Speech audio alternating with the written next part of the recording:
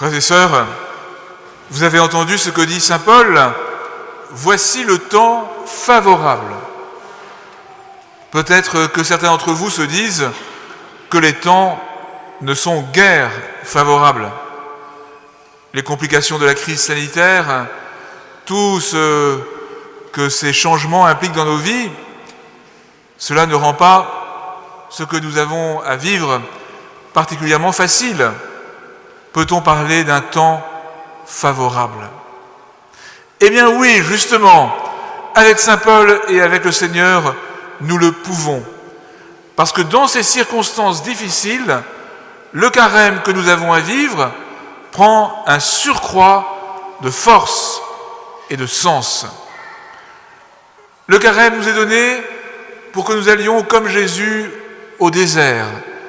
Nous lirons dimanche prochain le récit de ces 40 jours où Jésus a été mis à l'épreuve par le démon pour pouvoir triompher de lui par la parole de son Père et notre Père. Nous aussi, nous sommes conduits au désert pour mener un combat spirituel pour permettre au Seigneur de vaincre dans nos vies tout ce qui nous empêche de vivre pleinement de son amour. Et cela prend un relief particulier en ce temps de crise sanitaire, en ce temps de crise multiforme, en nous peut-être et autour de nous. Nous avons à mener un combat spirituel. Et cela est une bonne nouvelle, parce que le combat spirituel, c'est la mise à l'épreuve qui permet à la parole et à l'Esprit du Seigneur de triompher. Quel est-il ce combat que nous avons à mener? C'est, me semble-t-il, le combat pour persévérer dans l'espérance, c'est-à-dire dans l'accueil attentif, actif de l'œuvre de Dieu en train de s'accomplir. Beaucoup de choses aujourd'hui pourraient nous décourager, nous inquiéter, voire même nous désespérer. Mais l'espérance que nous recevons de Dieu est appelée à être la plus forte que tout ce qui pourrait nous faire céder comme à une sorte de syndrome dépressif généralisé. Le Seigneur est à l'œuvre. Il ne nous abandonne pas. Cette crise sanitaire et toutes les autres crises n'auront jamais le dernier mot. Nous avons à persévérer dans cette espérance.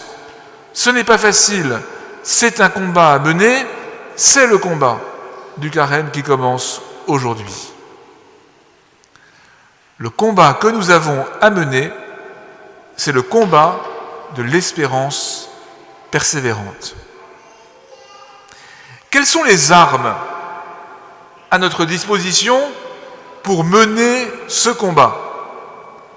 L'évangile qui vient d'être proclamé nous les rappelle. La prière, le partage et le jeûne. La prière. Depuis le début de cette crise sanitaire, en particulier lors du premier confinement, beaucoup ont découvert ou redécouvert la grâce de la prière en couple, en famille, par communion aussi à distance, avec le chapelet, le partage de la parole.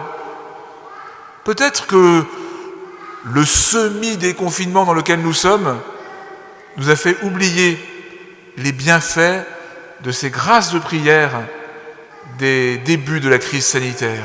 Et si le carême était l'occasion de renouer avec la prière conjugale, la prière familiale, la prière amicale, la prière de voisinage, avec tous les modes de prière qui vous nourrissent et qui vous touchent, avec en particulier le partage de la parole de Dieu. La prière. Le partage. Nous pourrions, en ces temps difficiles, nous enfermer dans nos problèmes, ne voir que nos problèmes et certains sont lourds, j'en ai bien conscience, en particulier pour ceux dont l'avenir professionnel, par exemple, est remis en cause.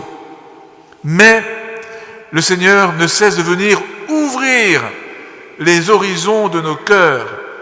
Et le partage matériel auquel vous serez invités d'une manière ou d'une autre dans votre paroisse, qui fait partie des grandes dynamiques du carême, vous donnera non seulement de partager un peu de ce que vous possédez, mais d'ouvrir toujours davantage vos cœurs aux horizons du monde entier, d'entrer dans une communion qui dépasse l'immédiateté avec ceux qui, ici ou dans le reste du monde, sont dans l'épreuve d'une manière ou d'une autre. La prière, le partage et le jeûne. Ce temps de crise sanitaire avec les affres de l'école à distance ou du télétravail, ou parfois de l'isolement excessif des personnes dites fragiles, nous a fait redécouvrir à quel point la personne humaine, c'est un corps et un cœur qui forment une réalité humaine. Le jeûne est un lieu de réapprentissage de l'unité de nos personnes.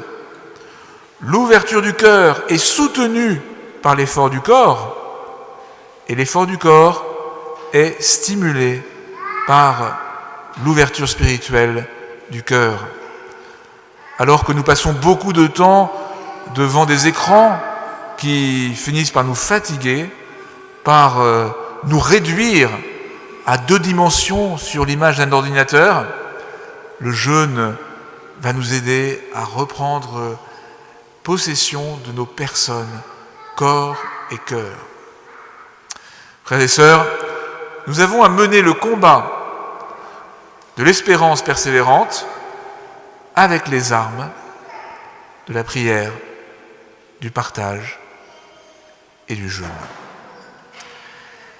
Quel est le champ de bataille où nous avons à mener ce combat spirituel? Quel est le lieu où ce combat spirituel va vraiment se dérouler? L'évangile de ce jour nous le dit par une sorte de refrain qui est revenu un grand nombre de fois. Dans le secret, dans le secret, dans le secret. Ton Père voit dans le secret.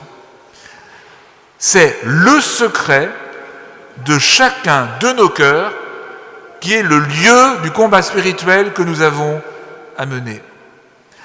Là aussi, le temps que nous avons à passer sur nos ordinateurs les uns et les autres ne cesse de nous tirer à l'extérieur. Nous avons beau être parfois confinés ou à l'heure du couvre-feu enfermés chez nous, nous nous évadons de nous-mêmes par la multiplicité des contacts à distance que nous pouvons mener, parfois légitimement bien entendu.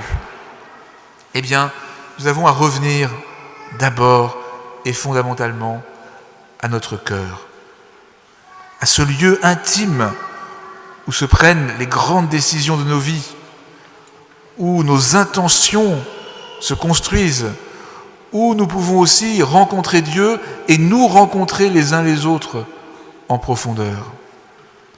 Le lieu du combat spirituel, il faut d'abord le rejoindre pour pouvoir mener ensuite ce combat. Il ne faut pas le déserter. Ce lieu, c'est la profondeur de nos cœurs. Oui, frères et sœurs, nous avons à mener tous ensemble le combat de l'espérance persévérante avec les armes de la prière, du jeûne et du partage sur le terrain de l'intimité de nos cœurs. Si nous vivons vraiment cela, alors la fête de Pâques, quoi qu'il en soit des circonstances extérieures, sera pour chacun et pour le monde source de paix et de joie. En raison de la crise sanitaire, nous allons vous donner les cendres de manière un peu particulière. C'est d'ailleurs la manière habituelle à Rome, par exemple.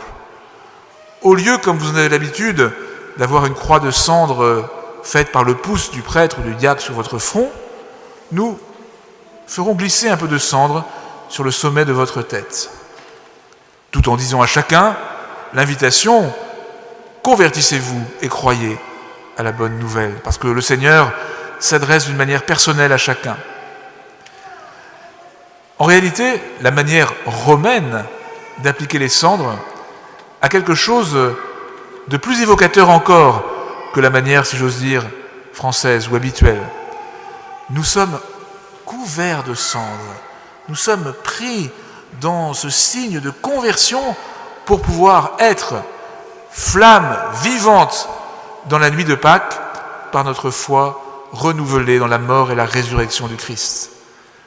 Alors, chers amis, ouvrons nos cœurs à ce don des cendres pour entrer résolument et joyeusement dans ce combat de l'espérance persévérante. Amen.